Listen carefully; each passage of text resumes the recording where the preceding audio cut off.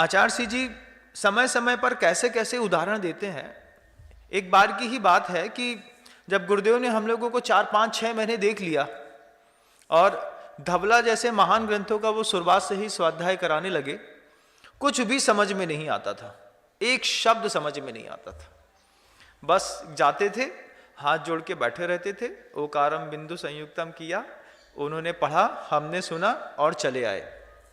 समझ में कुछ भी एक शब्द नहीं आता पुस्तक का। आचार्य सिंह जी बार बार हम लोग का चेहरा देखते रहते थे कि पीछे जो लोग बैठे रहते हैं इनको ये भाषा समझ में नहीं आती, ये आगे वालों ने अभ्यास किया है, इनको तो समझ में आती है, पीछे वालों को कुछ भी समझ में नहीं आता। आचार्य सिंह जी ने एक दिन हम लोग को सबको पास में बुलाया और पास में बुला करके गुरुजी बहुत ऊंची बात कहते हैं।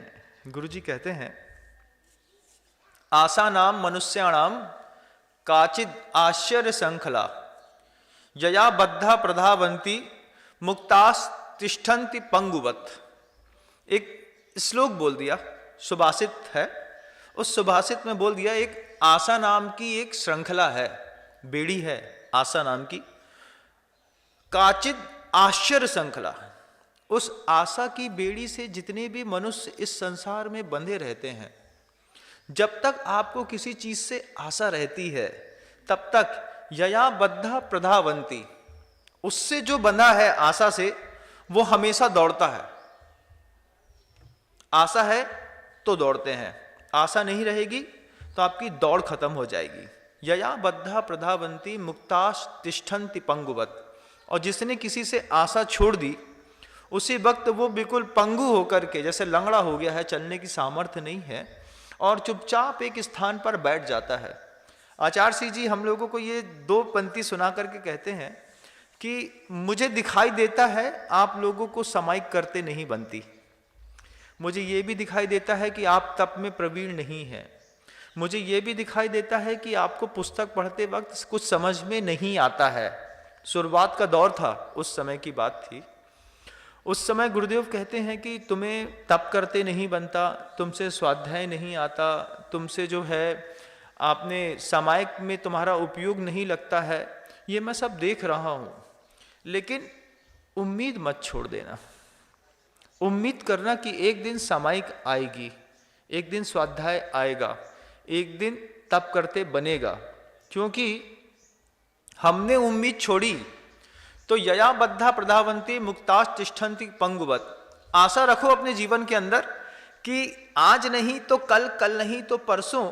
जैसे दुनिया भर के लोग हैं अपने धन को पाने के लिए बार बार उसके पास जाते हैं, ऐसे ही बार बार सामायिक के पास जाओ, स्वाध्याय के पास जाओ, पुस्तक के पास जाओ, तप के पास जाओ, संयम के पास जाओ, विनय के पास जाओ। आज नहीं मिलेगी तो कल मिलेगी, कल नहीं मिलेगी तो परसों मिलेगी, लेकिन मोक्ष मार्ग पूरा का पूरा आशा पर टिका हुआ है बंधु। आप लोगों को सिर्फ एक आशा है घर के अंदर, कोई आपका पैसा मार तो ले, आप उसका कभी चेहरा नहीं भूल सकते, बाकी आप सब भूल जाएंगे।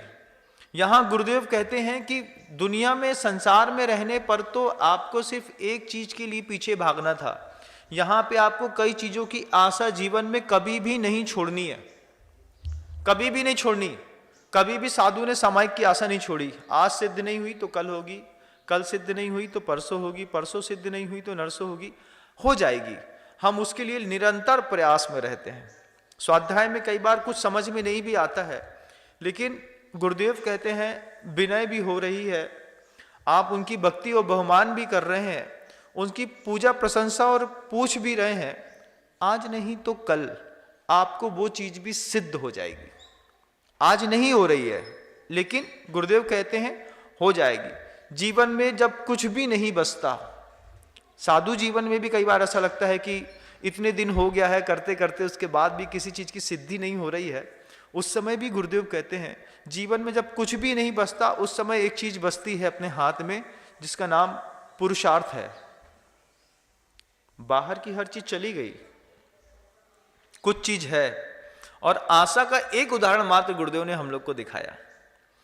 गुरुदेव ने कहा कि एक राजा था और उसके मंत्री ने कोई भ्रष्टाचार कर दिया, तो भ्रष्टाचार करने पर उसको मृत्युदंड मिल गया। अब मृत्युदंड मिल तो गया, मृत्युदंड मिलने के बाद ही मंत्री राजा से कहता है कि राजा, कल तो मेरी मृत्युदंड मुझे मिल ही गया है, तो कल तो मैं फांसी में चढ़ा ही जाऊंगा, लेकिन मैं चाहता हूं कि आपके घोड़े को मैं शिक्षित कर दूं। तो राजा बोलते हैं कि मेरे घोड़े को तुम क्या सिखाओगे? बोले, मेरे पास वो विद्या आती है जिससे घोड़ा उड़ना जानता है। अब राजा भी समझता था कि घोड़ा तो कभी उड़ नहीं सकता। बोले, 1 साल के लिए, मात्र 1 साल के लिए अपना घोड़ा मुझे दे दीजिए। आपको बड़े बड़े युद्ध करने पड़ते हैं, आपको बड़ी बड़ी लड़ाइयां करनी पड़ती हैं, आपको बहुत दूर दूर तक जाना पड़ता है। 1 साल मुझे आपके घोड़े को प्रशिक्षित करने दीजिए। 1 साल के बाद जो है, आप देखिए आपका घोड़ा उड़ने लगेगा। राजा ने बोला कि ये तो तुम फांसी से बचने के लिए बहाना मार रहे हो। तो मंत्री कहता है, नहीं महाराज, फांसी से बचने के लिए बहाना नहीं मार रहा हूं, मेरे पास विद्या है, 1 वर्ष लगेगा, 1 वर्ष में घोड़ा उड़ना सीख जाएगा। और राजा ने उस मंत्री को वो व्यवस्था दे दी। राजा ने कह दिया कि इसको घोड़ा दे दो और 1 साल की छूट दे दो। बोले, आप मुझे बांध के रखो, मैं कहीं बाहर नहीं जाऊंगा, कैंपस से बाहर नहीं निकलूंगा, किसी को देखूंगा नहीं, किसी से मिलूंगा नहीं, कुछ भी नहीं करूंगा, लेकिन घोड़ा दे दो। जाने से पहले ये विद्या मैं घोड़े को सिखा करके जाना चाहता हूं, फिर मुझे फांसी में लटका देना। सामने वाले मंत्री ने 1 वर्ष का समय राजा से ले लिया, घोड़ा ले लिया, एक बहुत बड़े बाड़े में मंत्री को और घोड़े को बंद करके रख दिया कि ये यहां से बाहर नहीं जाएगा। अब वही राजा का पुत्र आकर के धीरे से मंत्री जी से पूछता है कि मंत्री महोदय, घोड़ा कभी उड़ तो सकता नहीं है, ये बात तो पक्की है। अब आपने राजा से कह दिया है कि घोड़ा उड़ता है, कैसे उड़ेगा, आप हमें समझाइए। मंत्री अच्छी बात कहता है। मंत्री कहता है, राजकुमार, मुझे भी पता है घोड़ा कभी उड़ नहीं सकता, फिर आपने राजा से झूठ क्यों बोला? बोले, मैंने झूठ नहीं बोला, मैंने 1 वर्ष का समय लिया है। 1 वर्ष में मेरी मृत्यु तो 1 वर्ष के लिए तो बच गई, अब 1 वर्ष में 4 घटना घटने वाली हैं। अगर आशा है आपको तो, अगर आशा ही नहीं है तो कोई घटना नहीं घटेगी। तो राजकुमार मंत्री से पूछता है, 1 वर्ष में क्या घटना घटने वाली है? 1 वर्ष में हो सकता है इस घोड़े को सिखाते सिखाते मैं ही मर जाऊं, तो कम से कम मुझे फांसी का दुख नहीं झेलना पड़ेगा। हो सकता है 1 वर्ष में राजा ही मर जाए तो मेरी फांसी रुक जाएगी। हो सकता है 1 वर्ष के अंदर ये घोड़ा सही में उड़ना सीख जाए, तो भी हो सकता है। 3 घटना तो सामने दिख ही रही है। और ऐसा भी हो सकता है कि 1 वर्ष के अंदर मैं इसको सिखाऊं और सिखाते सिखाते घोड़ा ही मर जाए। घोड़ा भी मर सकता है, मैं भी मर सकता हूं, राजा भी मर सकता है, और चौथी बात है कि घोड़ा उड़ना भी सीख सकता है। तो राजकुमार उस मंत्री का उत्तर सुनकर के पूछता है, आपको क्या लगता है?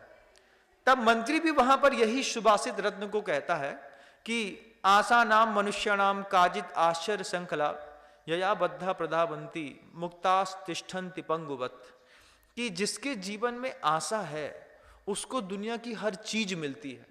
मुझे अंदर से आशा थी तो मुझे 1 साल की जिंदगी मिल गई। अब 1 साल में क्या क्या घटनाएं घट सकती हैं, क्या हो सकता है, हमको नहीं पता बंधुओं।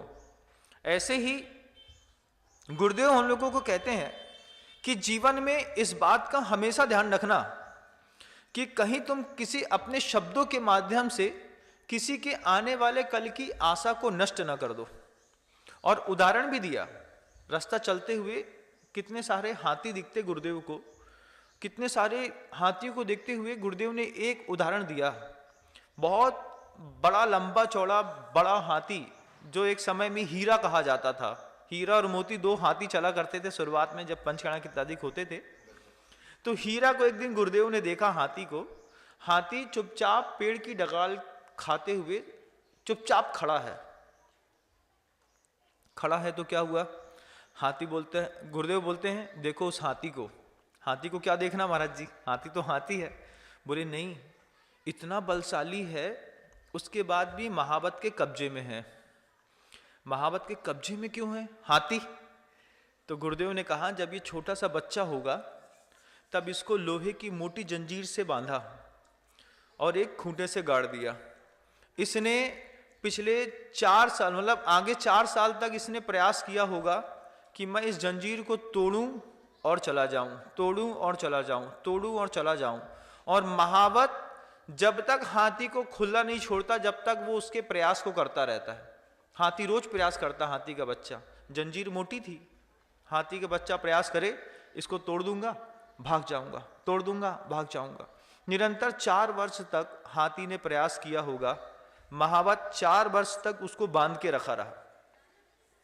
एक दिन महावत देखता है कि पैर में जंजीर तो बंधी है, लेकिन हाथी जो है उस जंजीर को तोड़ने का प्रयास नहीं कर रहा। जिस दिन उस हाथी की ये आशा खत्म हो गई कि अब इसको तोड़ने से कोई मतलब नहीं है, उसी दिन से 2-4 दिन और लगे होंगे महावत को ये देखने में। जब महावत ने ये देख लिया कि हाथी ने अब पैर चलाना ही बंद कर दिया है, इसने अपने पुरुषार्थ को ही खत्म कर दिया है, उस दिन महावत ने उसकी जंजीर खोल दी। लेकिन जंजीर खोलने के पहले पहले हाथी का माइंड ऐसा सेट हो गया था कि अब मैं इस जंजीर को छोड़ करके कभी जा नहीं पाऊंगा। फिर वो जंजीर खुली भी रही, तब भी हाथी कहीं नहीं गया। और धीरे धीरे धीरे धीरे धीरे जैसे ही किसी व्यक्ति की आशा खत्म हो गई, अब इतना वो अपनी उस विचार शक्ति में दृढ़ हो गया है कि इतना बड़ा होने के बावजूद, जबकि देखो चारों पैर में उसके कोई बंधन नहीं है, उसके बाद भी वो महावत के आगे पीछे आगे पीछे आगे पीछे हो रहा है। इसको कहते हैं माइंड सेट कर देना। ये माइंड सेट महावत ने हाथी का कर दिया।